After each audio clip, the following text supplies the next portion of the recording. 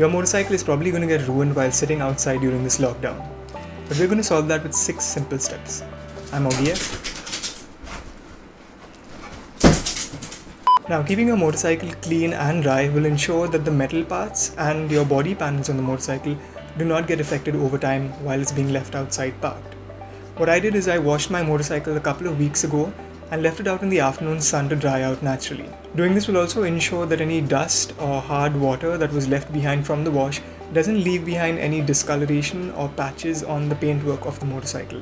It will also reduce the chances of rust forming on the metal parts. Now, if you've got a motorcycle that has a lot of metal parts, some of which are finished in chrome, then you'll need to be extra careful while finishing the washing procedure. A friend of mine and one of the best mechanics in my opinion in the country, Joshua, put together an IGTV video that will help you maintain and, if necessary, tackle any issues that could come up with such motorcycles. I've linked his video in the description of this video. You can check that out later.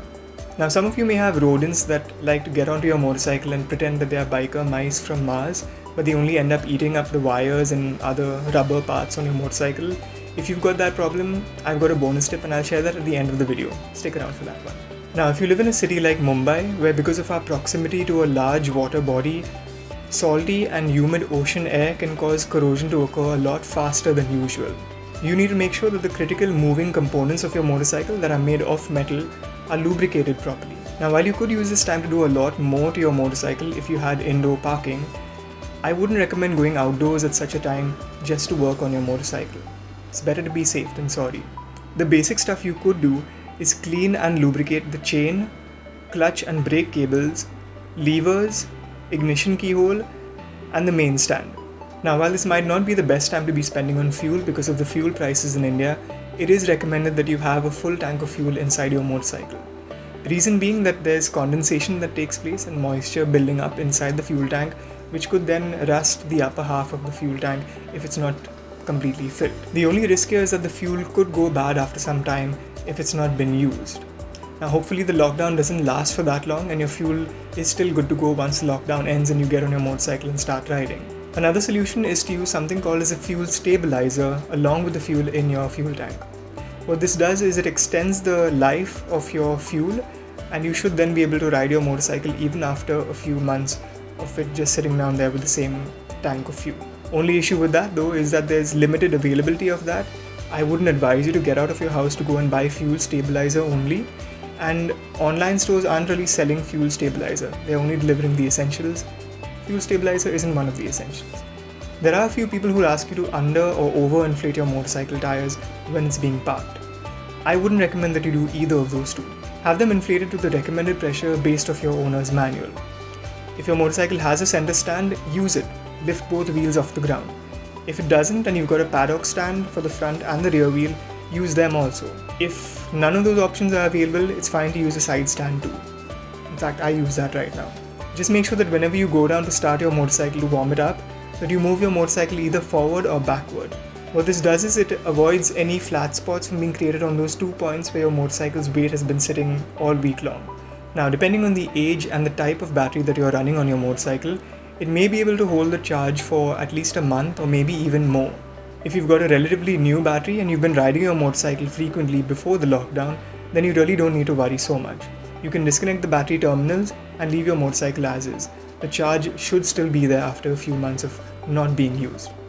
If you've got an old battery and you've not been using your motorcycle as much before the lockdown, then it is recommended that you start up your motorcycle every week or so just to make sure that the charge is retained over time.